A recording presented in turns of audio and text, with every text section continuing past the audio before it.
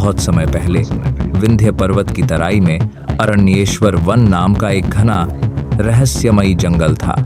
पेड़ों की शाखाएं इतनी ऊंची थीं कि सूरज की किरणें भी मुश्किल से धरती तक पहुंच पाती थीं। उसी जंगल के बीचों बीच एक प्राचीन आश्रम था, जहां एक तपस्वी ऋषि अग्नेय कठोर साधना में लीन रहते थे। कहा जाता था कि वे अग्नि के देवता अग्निदेव के परम उपासक थे और उनके मन में कोई अशुद्धि नहीं थी। एक दिन आश्रम में एक विचित्र घटना घटी। सूर्यास्त के समय जब ऋषि अग्नेय हवन कुंड के सामने बैठे मंत्र जप रहे थे, अचानक तेज आंधी आने लगी।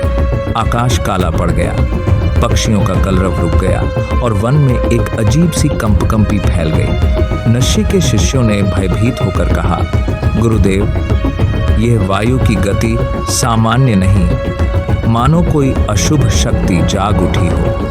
लेकिन ऋषि अग्नेय शांत बैठे रहे। उन्होंने आंखें बंद की और मंत्रोच्चार और तेज कर दिया।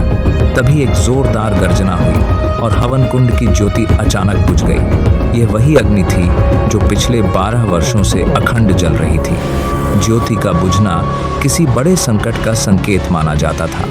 शिष्य घबरा उठे, गुरुदेव, अखंड अग्नि बुझ गई, अब क्या होगा? ऋषि अग्नेय ने मुस्कुराते हुए कहा, जिस अग्नि को भक्ति ने प्रज्वलित किया है उसे कोई तूफान नहीं बुझा सकता। परति के डिष्ठी के वो कैटी लास्ट में सच्ची आस्था की अग्नि फिर से जन्म लेती है। उन्होंने अपनी कमंडल से जल लिया और बुझी हुई राख पर छिड़क दिया। राख ठंडी थी, पर ऋषि का मन अग्नि की तरह प्रज्वलित। वे ध्यान मुद्रा में बैठ गए और अग्निदेव का आह्वान करने लगे। कुछ ही पल में हवा थम गई, बादलों की गरज धीमी पड़ गई और पूरे जंगल में एक रहस्यमयी रोशनी फैलने लगी।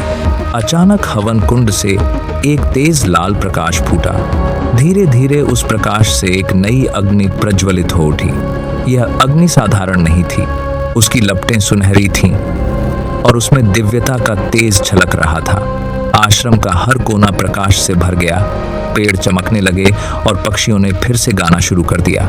शिष्य विस्मित खड़े थे।